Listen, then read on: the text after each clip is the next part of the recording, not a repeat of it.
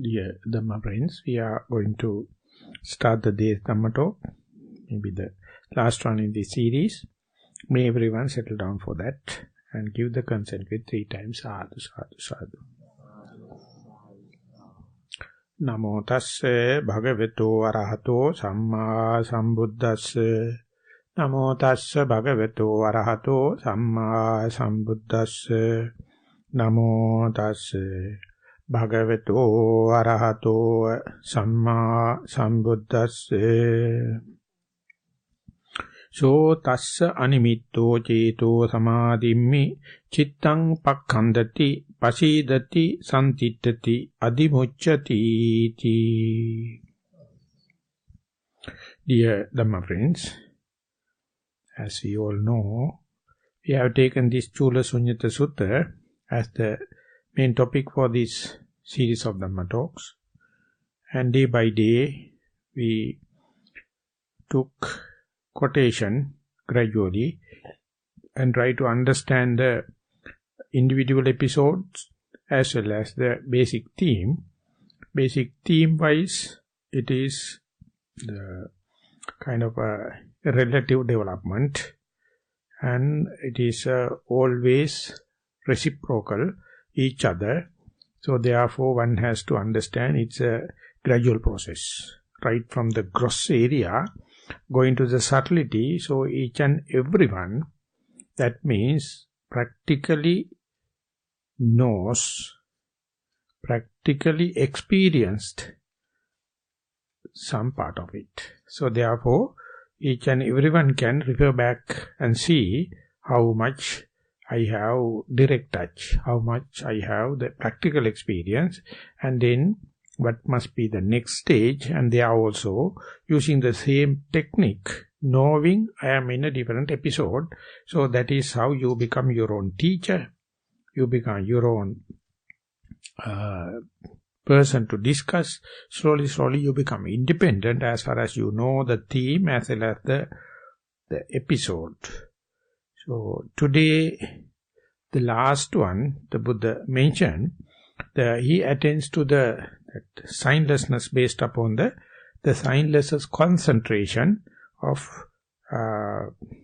awareness.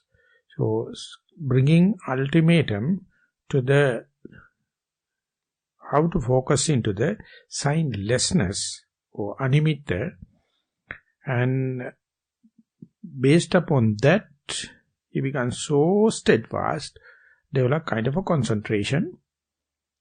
Being there are so many nimitta, so many signs and so many taints, but he never take care about them, and he knows how to ride the wave just by focusing into the signlessness so much with confidence, so that he develop kind of a concentration or one-pointedness absorbed in this game.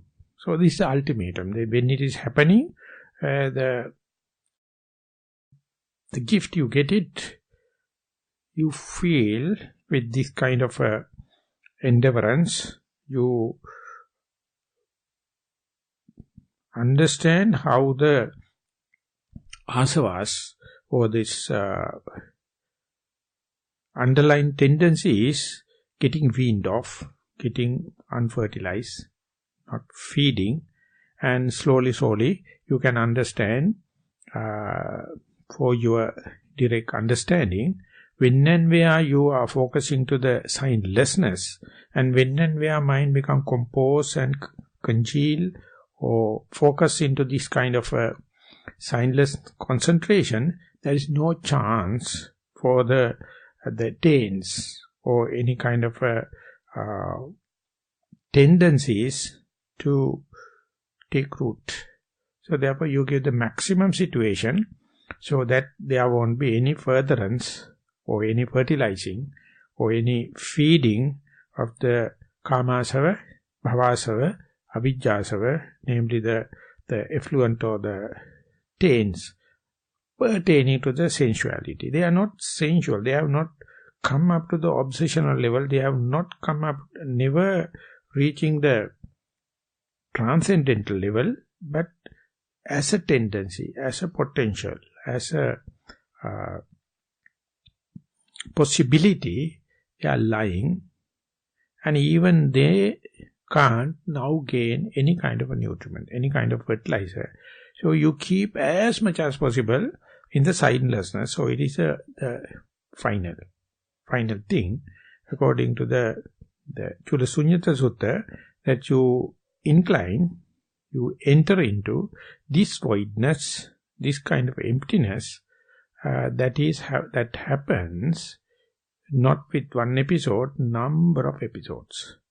So daily in the Dhamma talk, we took little time to understand the beginner's way, or how to use it in our day-to-day activity. Day-to-day activity means our attachment, our engagement with the sensuous world, and whenever you there, you are throughout in a torturing nature, throughout in a burning nature. So therefore, at a stage of your life, you understand it is endless. It's keep on happening.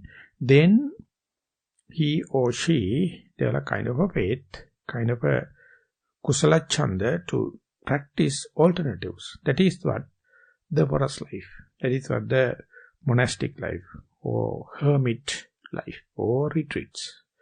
So whenever that happens, it is the most greatest, most important, first and foremost stage. So we all have undergone it. But have we got the real mindset? Have we got the real view of what we have done? May or may not be. So how to check it? How to verify it? How to get the clear comprehension whether I am entertaining this stage that I have taken. That means I try to develop the physical solitude, and on a conventional way I left the household, I left these kind of issues, and now I am in the forest, I am in the retreat, I am under a tree. Am I entertaining this forest life? That entertainment, or that is indicating your mindset. That throughout the history, throughout the episodes, the Buddha mentioned that pakkandati, pasidati, samtittati, adimucchati. So you must plunge into it. Because you take something you earn. Naturally, you are being carried to the sensuous pleasure, sensuous gratification. Now you go to the forest, and when and where you got this opportunity, are you plunging into it? Are you inclined to it? If it is not so, that means you are michhaditti, your mindset is not mature. Even though physically you are solitude, even if physically you successful, but the mind is not pakkandati, not entering into, not plunging into. So that is a kind of intrinsic nature of individual.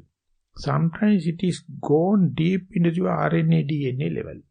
Even if you got it, even if you succeeded, you are not entertaining. You are not taking delight. You are not glad about the stage. And you are not finding establishment here, or settlement here, or steadfastness here, but you worry about that house. The household life is better, more comfortable, and relationships are better, but here very solitude, no much of facilities like. You never appreciate, you never get an establishment. That means it's another suffering, not the release of the suffering. Even though you are physically gone, you are developing another suffering, because now you are physically solitude, but mind is always back at home. And adimucchati, you are not resolute about what you have done. So this state, everyone, specifically the yogis, everyone, they have experienced it, but they do not know how, whether they are really verifying the stage, whether they have the good mindset for that. If it is so, one has to understand day by day, whenever you get this opportunity to go into the forest and under the tree or solitude place, you feel kind of thrills and frills just by going. That itself is a sign of Nibbana. That itself is a sign of Sunnatha, or entering into the Sunnatha. So, even if it is happening within oneself, if that particular person do not know that is the way I know, whether I know the Sunnatha, whether I know the Nibbana, whether I know this stage is fruitful, may not be confirmed, may not be seconded. You may be still asking others, you may be thinking, there may be special other ways to appreciate it rather than your mindset. That is what you have to understand. Samma ditti, samma sankappa. So if you day by day you feel pakkandati, pasidati, santittati, adimucchati, that means you are plunging into, when compared to the household life, to the forest life. And you take delight in the forest life. You take delight and go there and try to establish still longer and immediate living in the forest life and resolute. So there's one kind of a event, social event. I hope by quoting it we can get kind of a touch for this idea. During the time of the Buddha, first he enlightened there and start walking to the Varanasi for the first sermon. Of course, at the beginning, it is not relevant to this point, but also worthwhile. At the beginning, he thought never to share with others because no one can get this mindset. They are always happy with the household life. Even they get monastic chance, even if they go to the monastic life, finding fault with them rather than appreciating. So under such circumstances, how to teach this the people? So he first withdraw. It's a quite irrational thing for a Buddha. But anyway, leave it aside. So ultimately decided to go to people, those who have ears, those who have little dust on their eyes, and then only start walking. So weeks of walking to find a suitable person. And when he decided about the group of 5, on the way he met the Upaka, is also Ajivaka, is known to him. And now Upaka see Buddha is full-fledged, he is so rejuvenated, he is full of happy. And on the way he says, you appear so young, so appear so attractive. Who is your teacher? Then the Buddha, you read it carefully, appear like boasting. Buddha says, I have no teachers. I am the teacher. I am the Anantajina. I am going to beat the drum. And kind of he went off. Buddha is not communicating with the person. He is factory fresh Buddha. He don't know how to teach people. And therefore the commentator says, the Upaka was a fool. Upaka can't understand the Buddha. Even Buddha comes and says, I am the Buddha. They not accept it. But the story never stops at that level. Upaka goes and further, ultimately desperate about his Ajivaka life, and one day he saw an aboriginal girl and fallen with love and went into a married life. So the Upaka being an Ajivaka do not know any skill. He has no any diploma, no PhDs, no MScs, no BS bullshit, nothing. So when you go to the forest, start children, and the wife expected something out of that, but he know nothing. So wife has to depend on completely on the father, and this son-in-law is a nuisance. So father also hinting, wife also hinting all the time. Whenever the wife is taking a child to hand, lazy bones son, this is just a nuisance son. Like that is all lullaby in the child. So he was thinking all the time, what a kind of a henpeck husband. So day by day he was thinking, I met one person on the way. He was a monastic person. One day I will go to him. I will live in the monastic life. You see, while he was suffering, while he was henpeck husband, his idea was always planning about the renunciated life. Always planning about to meet the Buddha again. So situation went worst. Number of children. Day by day this wife was hinting him. So he never took him as a point to commit suicide. He never took it as a point to hit the wife. Nothing. He was thinking, I have another alternative. Whenever the chance happens, I will go to the forest life. I will go to the Buddha. And when and where more troubles, henpeck situation happened, it was more easy for Upaka to renunciate the house. So throughout that, he had a kind of a state of Nibbana. Because Sunnatha is full of problems. Morning to evening, the wife is hinting him. Father-in-law also the same. But he has a side of his heart, mind, I have a way out. So this is what you call Nibbana. This is what you call entering into the Sunnatha.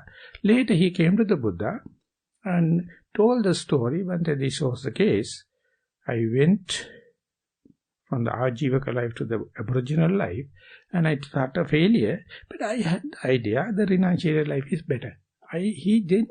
Soon he renounced, he plunged into that.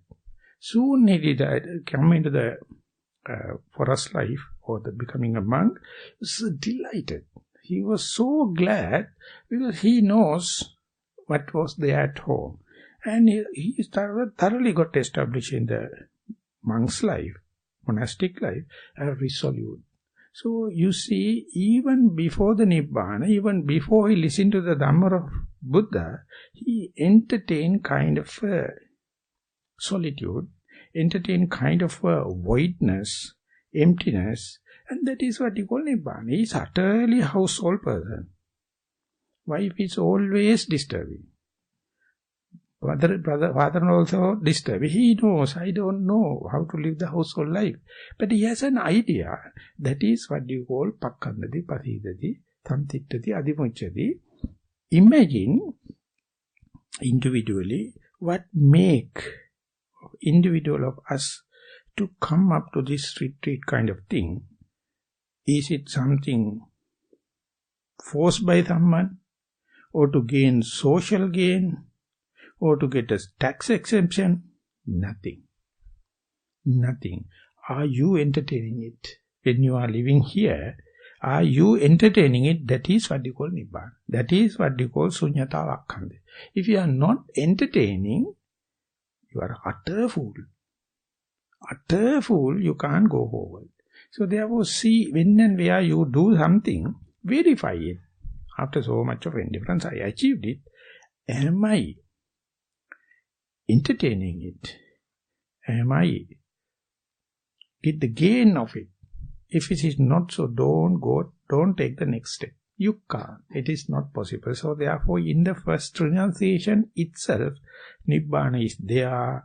If you know the term word of Sunyata Vakkandi, you are in utter trouble, but there's a way out. So you are, before even going to the out, you entertain it. Once you go there, there should not have anyone to come and phrase you, or highlight you, or pinpoint you. That is what you call Samaditi, Samma Sankappa. And once you go there, once that Pakkandati Pasiditi happening, you see now this is also kind of a frustration. Life in the forest is not so comfortable, so he will go for the next best. That is to say, now I reduce from the household life to the forest life. Now what about coming to the sitting meditation? Sitting meditation is a huge leap, huge jump. Now all tension, stress, everything is limited to the body. So each and every thought moment you are living in the body, you are done away with the household problems. You are done away with the monastic life. And if you are not entertaining it, if you do not know how to verify it, you see, you have sati, but you don't have sampajanya. You don't know. So therefore you think that when the mind goes to the body, a yellowish color should not happen, or you must get dibba chakku jnana, or you must get dibba sota jnana, or you may be floating up there. So that is what you call foolishness. So attributions are utterly irrelevant. If you can't understand, I am sitting here, so I have a reason. Because it is something earned, so don't worry about the past and the future. Not that they are not coming. They come, but you know where to keep the mind adverting. Where to focus. Where to avenue your mind. Be here. Not that pains are not there, not that thoughts are not there, not that past and the future not there. Don't talk about them. When and where the body is here, see whether it is increasing.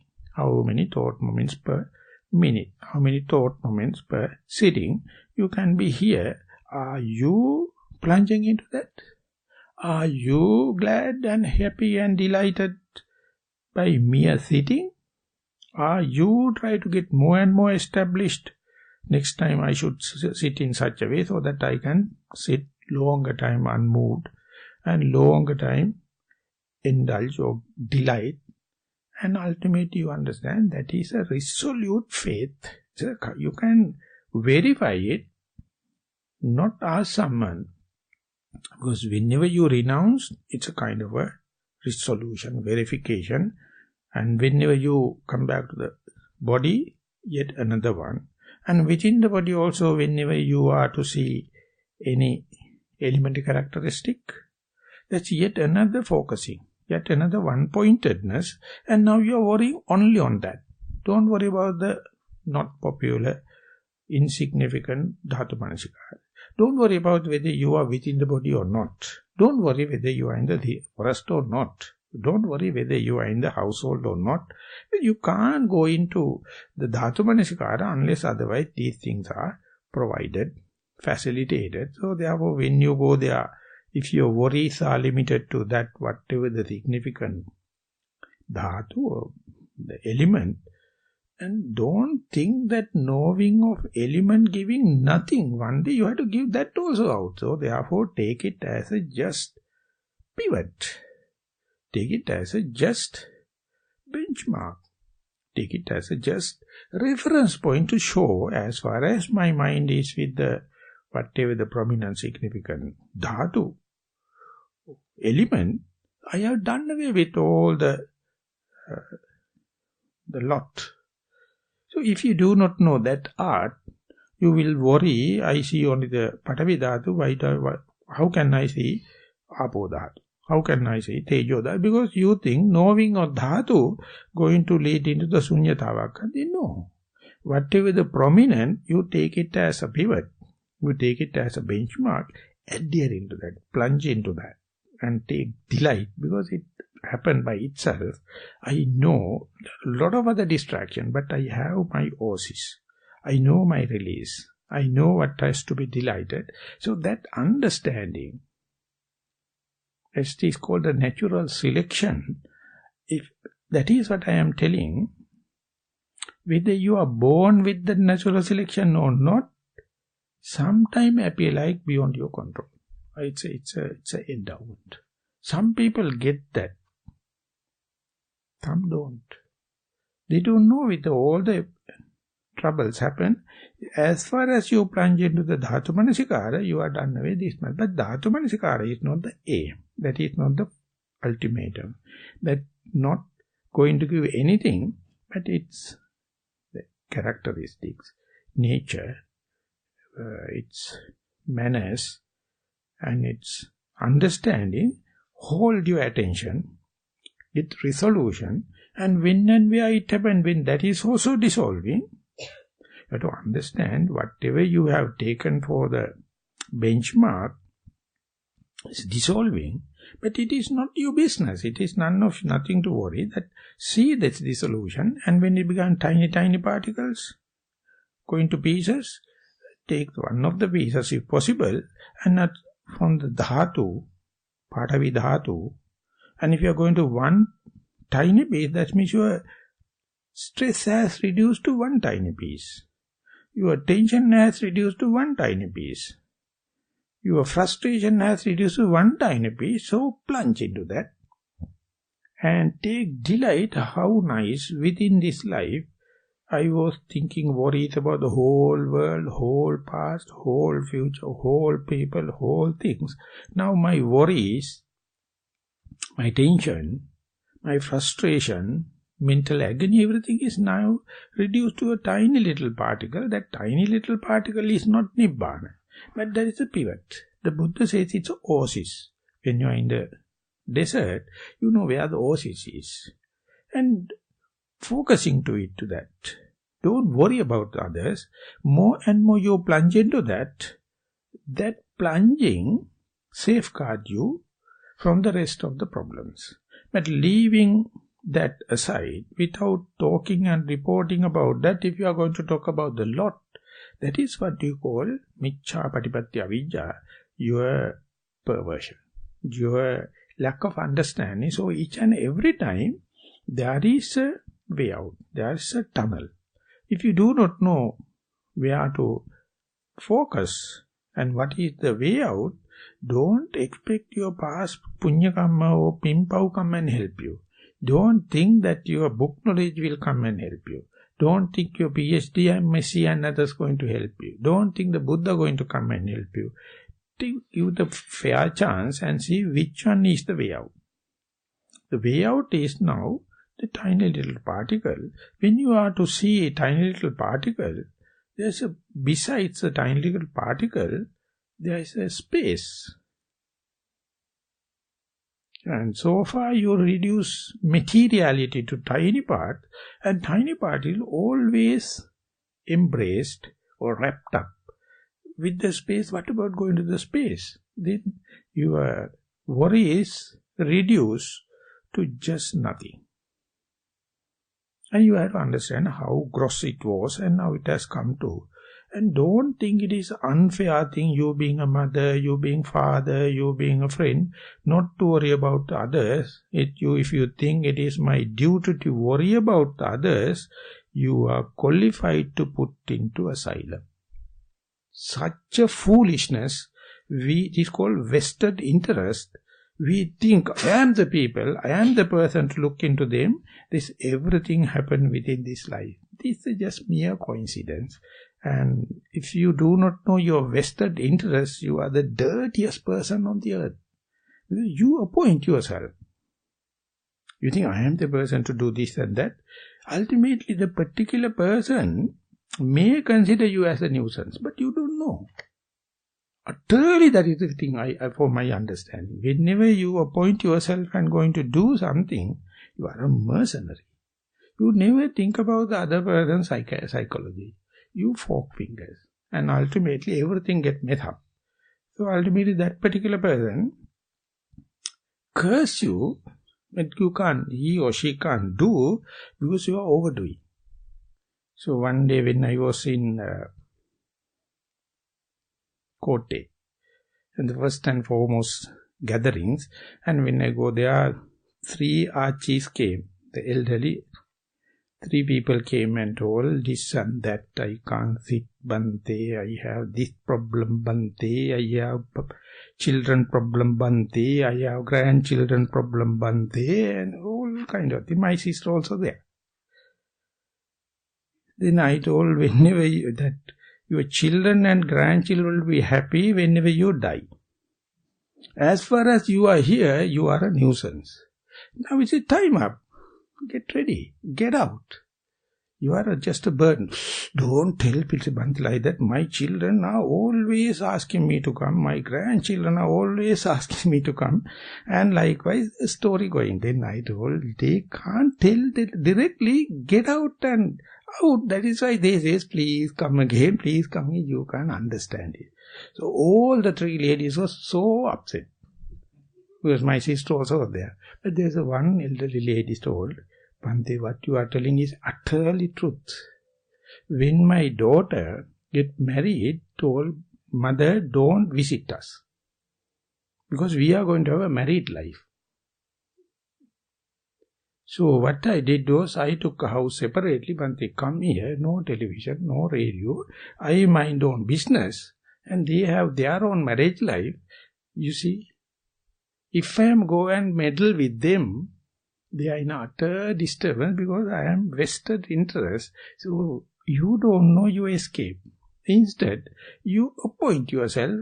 Without that, that will not happen. You one day will say, If I am not going to observe, tomorrow sun will not rise. I have to go and make the sun rising. Bloody fools. Bloody fools. Sun will rise whether you here or no there. When I am meditating, Dr. Fernando came to me, Parakram Fernando, he told human beings are so fool, they call this a human world. If the cockroach is going to write the history, it's a cockroach world. Because we are the people governing, we are the people making constitution, we don't care cockroaches, we don't care the crabs, but they have their own world. They are more in majority. We fool call the human world. Do you know, even the human beings are erased from the earth. Not a single animal will die.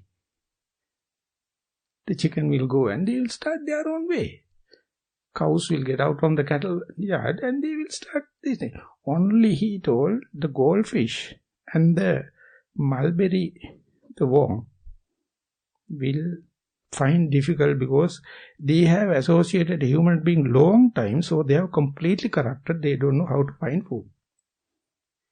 They have reared so much, they can't find. All the other people will be very happy that human being, bloody fools, are not on the earth.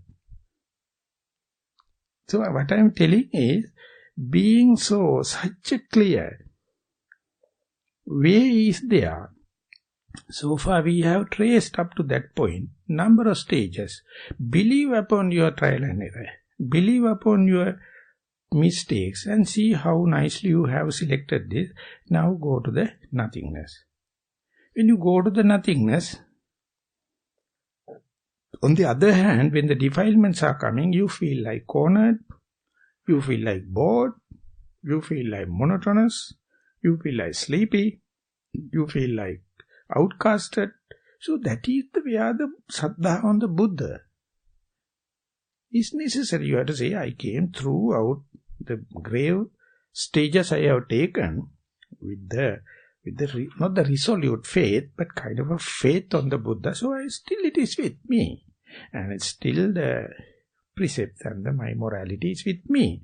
And the mindfulness is guarding with me. As far as these three available, whatever that cock and bull story is the mind going to say, just forget about and see space. When and where you go to the space, you may find now your labeling, your boundaries, and go deep and bounds. And ultimately you find huge space if you put it in the correct way. If you consider this is not outcasting, this is not a boredom, this is also monotony, this is what you call solitude. This is what you call the freedom. This is what you call the contentment. This is what you call the happiness. So now I am free. But instead, completely you can think, I am cornered, I am very bored, I am very monotonous and sleepy and fearful. All can happen. The Buddha has given, instead of these dirty words, throw them away, use these beautiful words. Now I am solitude. I am in the happiness, contentment, because I am depending on nothing. And whenever you go to the nothing, now you have nothingness specifically on the material. Even then you find the contentment. And imagine you plunge into that. Imagine you take delight of that. Imagine you going to establish it that. Imagine you go to resolute faith. This is something I earned through Patipada. It is not a coincidence. And it is definitely less and less defilement. So if you are refining, if you are reconfirming that nothingness, that is what you call resolute, that is what you call the indulging, and that is what lacking in our meditation. Even though we earn it, we consider it as a threat. We consider it as a mishap. Because your resolute faith is not there. You have the sati, but no sampajanya. You don't know how to appreciate it. The moment you appreciate, it is akalika. Without time gap, you are at the solitude. You are at the contentment. You are at the peace. If you are not accepting, you are utterly in hell. You are utterly cornered, utterly outcasted, utterly bored. So this understanding make akalika. Without time, you can go there. And when and where you plunge into, when and where you take delight, when and where you become steadfast there, you can understand there's a part of the mind telling, no, this is something wrong. This is not established. So therefore, there should have something, some reference point, some benchmark, something. So therefore, please get out that. Go to some recognition, some symbols, some labeling. So you can see the mind. Even though you earn, even though Buddha is appreciating, even though you are advancing in your patipada, even the defiles are reducing, your talkative mind, your deductive mind, your rational mind always find fault with. So there is no split outside, split is inside. So you have to understand this part is try its best, some or the other, to make me eccentric. Some or the other put me back into the something rather than nothing. So when and where you see out of this situation, split into two, have and have not, Uchchedavada and Sassatavada, how the mind play the game, and don't worry, understand this is the magic of the mind, and try to be with space as much as possible. Then you will understand space can't live without matter. Matter cannot live, exist without the space, because in the space matter play. So therefore both of them are there. What about impartial? What about non-decisive? What about unassuming? What about equipoise mind for both? And then you can see how much your consciousness play games, try to pull you into one side. Either space, then you hate matter. Either the matter, then you hate space, and within that you make problems. So the moment you understand the way the vijnana is making, you understand its magic, then you are not delighting the magic of the mind, but instead you delight due to the Buddha, due to the Patipada, due to my Sampajanya. Now I understand first and foremost sign of the vijnana. That very understanding is such a delighted thing, such a gladness, because you see your own mind and you feel like plunging into that and understand. Let the mind to play all the tricks, all the magics, and don't suppress them. Don't let it carry away you for a ride. Just see, and then you will understand that living, that very digesting of things happen. Soon it happen how mind is coloring it, put into vicissitudes, gain, lost, popularity, ill fame, happiness, sorrow, pain. All these things are nothing but the vijnana's game. So when and where you see the vijnana, whenever the pain happens, you are happy to see the pain. When it is reducing, when it is disappearing, pleasure. When the pleasure happens and when it is going, the pain. So divide, add the two in and divide by 2, exactly the same. And when you are learning, that is what you call the knowledge. That is what you call the Arya knowledge or Arya jnana. Don't try to carry it away by the face value. Just wait to the end of the phenomena. That means just wait to see the disappearance part, the fading off part, the tapering off part. When you are at the peaks, different. When it's a tapering off, completely other side. More and more you patient, you understand the magic of the mind, and then even the troubles are there, even the pains are there, you know how to live just like a drop of water fallen upon a petal, the lotus petal, even though it is on the petal, not smeared. That petal is separate, the water drop is separate. Likewise, pain can be there, you don't claim. They understand pain can't live without my consciousness. But my consciousness, or here I am misusing maybe the consciousness. I can live without pain. I can live without the frustration. Let me be there. Don't claim. Ultimately, they completely lose the rooting and trap. And you understand, other people are crying, other people are worried, other people are carried away by the vicissitudes, but you can stay. You can be here, little by little, and you plunge into that. You take delight in that. You take how to be longer time, but whenever you come, each and everyone will come and say, you are a callous, you have no feeling, you have no compassion. And so only the Buddha will say, hey darling, be careful. These are the people called relatives, the worst lot on the earth. Known people, immediate people, relatives, they are the people coming, so you have to behave like a dumb person. They come and chanting morning to evening like mantras. Because that is, you have selected, they have your close and near one. And if you know how to say goodbye and go to that, then you can understand it. Then you see, it is a matter, so much of defilements are there. If you recognize only, the defilement can defile you. If you are not recognizing them, they can't defile you. They can suggest, you have to second. Moment you second, they become your own. So 3 ways of seconding, tanna, mana, ditti. Either you have a desire, or you have a conceit, or you have a self-centric idea, then you suggest some of the defilements, then they become lively. The defilement itself is a concept. It becomes a reality once you second it. You second due to the desire. You second due to the conceit. You second due to your egocentric idea. So whenever a defilement or irritation or frustration happens, see the root. Root, your tanna, mana, ditti, the basis for papancha or proliferation, then you feel such a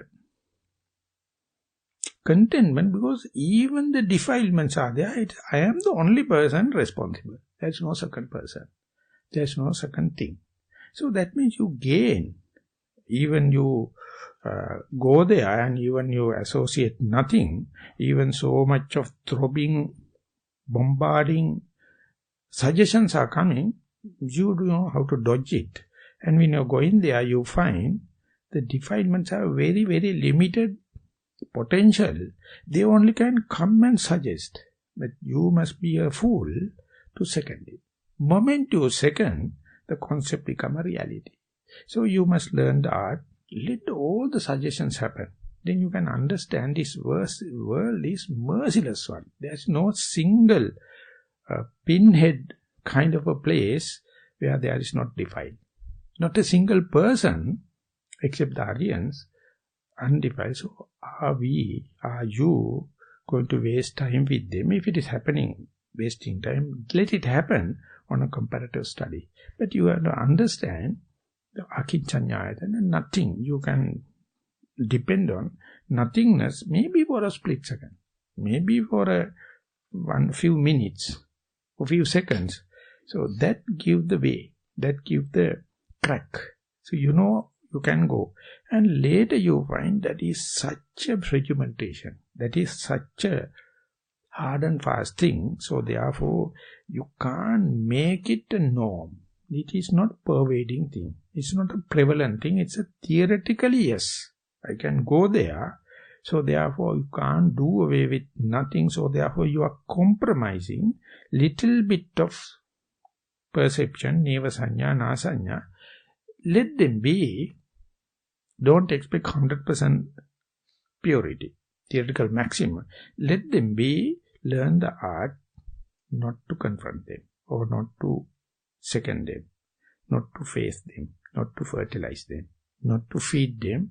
Then you come to a place where it is something you can put up with, even with the household life. You can put up with even with the monastic life. You can live even like a manager. You can live even like a householder. You know now things are happening, but don't let others to decide. Regarding your solitude, you are the person. Regarding your well-being, you are the one. Regarding your peace of mind, you are the one. Don't let others to come and suggest. But whatever you second is the thing going to happen. So that take long time for you to again put up with the commoners. If you wish to read Zarathustra by Zarathustra by Nietzsche, and he says once you become purely solitude, purely free, purely full of content, again you have to go to the fish market and see how to live in the fish market. Then only your knowledge will be reinforced. It will be galvanized. So otherwise you can live in the forest, but no use. The patients, the doctors must be with the patient, not in the his own house. Likewise you put into. So that is a beautiful thing in the life. Even if you know how to gain the full solitude, full freedom, once in you feel like running a risk. Go to completely defiled people and live with it and see how much you can live without smearing with them. They feel smeared, but you know the art, and the Buddha says that is like when someone is given a bait with a trap. You only eat the bait without clicking the trap. So there what you eat is kind of a delicacy. Everyone put a trap. The bait is always delicacy. If you know how much to eat and where to stop, then you can live with the whole this sensuous world, that you know the level, you know transgression. Go up to that level. Even the Buddha is doing it, even though every Arahant is doing. So the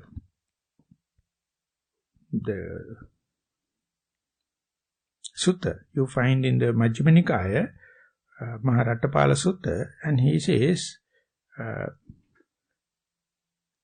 trap person who's trapping the deer has set a trap and put a bait. But the very intelligent young deer came and go into the trap, eat the bait and go into his own solace, oasis, but the deer trapping person crying, waiting, his trap did not work. So likewise, when and where you know the least frictional path, you can eat the bait, no problem, but you have to stop at that level. And then you see that your knowledge is so sharp. Each and every time you have to be diligent. Each and every thought moment is a bait. You have to understand, you have to eat something there to sustain. But don't go beyond. Stop at utility value. Do it for the utility, and know whenever you transgress the utility, trap. Don't get trapped into that. And when that is happening, the Buddha says, Neva Sanya Nasanyayatana, not only the materiality, now you are learning your game or your equilibrium with respect to the feelings, perception, volitional activity is a very, very crucial thing, and the Vijnana also tackles. So now you know how to maintain a thought moment without a sign, without an object, without a nimitta. It is definitely irrational, it is definitely unhuman, and that also we call a superhuman. You can be, you are utterly mindful, you are utterly concentrated, but upon what you don't know. So that thing, more than human, the gods and Brahma can see this fellow is so collected, so resolute, so mindful, so concentrated, but upon what? No one knows. Then the Mara also can't find him. Because you are Sunnatha loko avikhanto Marana pasthati. If you see the Sunyata, the lack of object, then Mara can't see you. Whenever you are looking at something, materiality or something, then through that only Mara is entering into that. So whenever you focus to nothingness, you feel you understand, no one can focus you. No one can advert their tricky mind to you because your attention is nowhere. Namo te purisajanya, namo te purisuttama, yasate nabi janami, yampi nisaya jayati. The gods and the Brahma says, such a well-bred man and such a genius fellow is meditating very, very regularly. But we can't foresee their aim. Each and everyone on the earth motivated with a name. That fellow, that thoroughbred person is aiming at nothing. So they worship it. Then the Buddha says, that is what the Buddha says. So imagine for such a gross tension, frustration, now he has come to a place, your sole aim is, let the things there, don't focus. Instead see the nothingness or mind the gap. Don't go to the ends and you slowly learn the art. And then the last step, what the Buddha mentioned is, when you are there, you understand it is also due to your regimentation. It's also due to your effort. It's also due to your adverting of the mind to the nothingness. And that adverting mind also coming from a sankhara. It's also volitional. It's also directed one. And you find that also going to give a kind of a suffering. Sabbe sankhara dukkha. So what happens is ultimately it becomes a habitual. Without a drive, without a prompting, the mind is naturally go to the nothingness. Early it is happening with prompting. It's with diverting or adverting. The pakkhandati. But later when it is happening naturally, before the death, you experience the death. Before the parinibbana, you experience a nibbana here and now. Not only here and now, you know episode-wise episode. When the troubles are there, where is your least frictional path? Where is your tunnel? And if you do not know, if you are wavering here and there, that is what we call no resolute faith. No faith. So therefore don't worry. Main thing is not to worry and see what is the soft end. Once you learn this art, it is the one is refining. And when and where you see, even though I earn this signlessness, even though I earn this signless concentration, it's an effort I must train in such a way not to have even that effort. That is the point the Buddha says, your kamasava will be reduced, bhavasava will be reduced, avijjasa will be reduced, because avidya vajja sankhara, any sankhara you do, any volitional activity, any will is due to your ignorance. When and where you understand even the slightest volition, then there is no chance for the avidya to come and take root. So you, when and where you understand even the last step, even the signlessness, so something earned with effort, you are not happy with that. You try to do away with. Doing away with means, by repetitive application to habitual, then you know there is no tense, there is no underlying tendencies of the ignorance to come and take. Underlying tendency is not there to exist, not there to maintain bhavasanya, and underlying tendency is not there to get the lion's share, because now you are aiming at nothing. So whenever that, so far you had the kind of a plunging. Now you understand that plunging lead up to that. Now let it happen as a habitual thing, as a training thing. It takes long time. Whenever such a thing happens, you see it is more natural rather than me, rather than my ego, rather than my conceit, rather than even achieving Nibbana is not there. When it is happening, this moment, what you experience, don't think it is whole day you have to be with that, whole year you have to be with that, whole week. No, 1 split second enough. You know there's a crack. That through that one you have. Once you see, Again you may fall into trap with the desire and the conceit and ego, but you know this much of desire, this much of conceit, this much of egotistic, you can bookkeep. You can understand this much I have the desire, this much I have the conceit, this much I have the egotistic idea. Then you see it's a beautiful thing because this is your diary. This is you are. You are not hiding. So when that happens, you will understand why Buddha hesitant to teach this, because we always try to accumulate. We always try to have something. So much so, Buddha says, it is like pouring water into the cup which is upside down. Nothing go in. So therefore make your mind, you have already achieved now at least few episodes, and see the rationally, go for the better at the cost of good. Otherwise, your progress will be stopped due to your good. It is that you earn something, and that is the what blocking. Because you don't feel like give up the good, even at the face of the better. So there is no other Mara, there is no other defilement, this there. And even then, if you can understand, I have this good, I have this better, and I am not shifting, and you feel omnipotent, omnipresent. I am the person not going.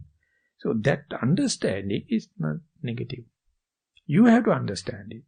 You have to understand throughout the samsara there were no blocks. There's no second person, even though you found something, but that is due to the ignorance and the desire, or camouflage. And whenever you see, I am the person, now hold it to the good, at the cost of better. So the Buddha says, Kamate Patamasena Dutiya Arati Uchati Tatya Kuppipasa. The Kama, yes, that is the worst bondage to the samsara. The second thing is Arati. At the face of better, you take refuge of the good. That's called Adhikusaleta Kammali Venawa. In Sinhala, you despite, leave aside better, and adhere to the good. This is a kind of a mental perversion. The day you see it, you see the world is something you can't wash and clean. It's such a dirty thing, but within that even the Buddha give the way, and if you think in plural, you are utterly at a mess.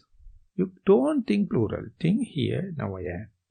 And when and where it is focused, and the day you see the crack and it is your thing, you will see, while you are swimming in a current, you can't go 2 by 2. Only you have to leave everything and you have to manage to cut the cross current. And when you are on a tightrope walking, you can't go hand by hand. You have to be isolated. Likewise, when you come to this, you feel it. So that is what you call solitude, not the cornered. And then the Buddha said, this is the supreme. This is the highest emptiness, void. So it is always there. It's a way you come slowly, and once recognize it, you see, you understand the value of humanness. Just like animals, if we are also going to chase behind other things, maybe due to our parents misled us, maybe our teachers misled us, maybe the society at large is misleading us, never mind. Buddha's the medicine is so potential, and not only that, you have already earned so much of stage, so it's a matter now, you to put everything into a master plan and see very few steps you have to take, and when it is taken, nothing to consult someone because you have done very gross things, and take the method, your teacher, your mistakes as teacher, and when it is happening, then after the ending the Sutta, the Buddha is telling Venerable Ananda, whenever you learn this art, you are already Seka Pukkala. Whenever you see the destined, that's the way, before the Parinibbana, you already Nibbana, and live the life in such a way that is to exemplify for other people that such a thing is possible. That's the way of life for Arahant as well as the Buddha. They also keep on practicing, nothing to gain but to set example. So therefore, get your thing done as much as possible and help others, not in a plural way, the way it is happening, and that the duty, that beauty is the only thing to reduce this global warming. It's the only thing you can do to reduce this environmental pollution. It's the only thing you can do to reduce your mind pollution. So therefore, even one person understand, the whole world is going to see the peace. That's why it's called Sukho Buddhanang Uppado, Sukho Saddhamma Desana, Sukho Sangata Samaggi, Thamagganam Taposukho. So contribute into that and explore, go into as much as possible this voidness and let it be a good vibration, and definitely it is happening for the moment on the earth. Otherwise, with this all muck and all the dirty thing cannot be, it is balanced. So therefore, try to join into that. With that remark, I would like to sum up the today's talk as well as the series of talks. Thank you very much for your attentive listening. Sadhu, sadhu, sadhu.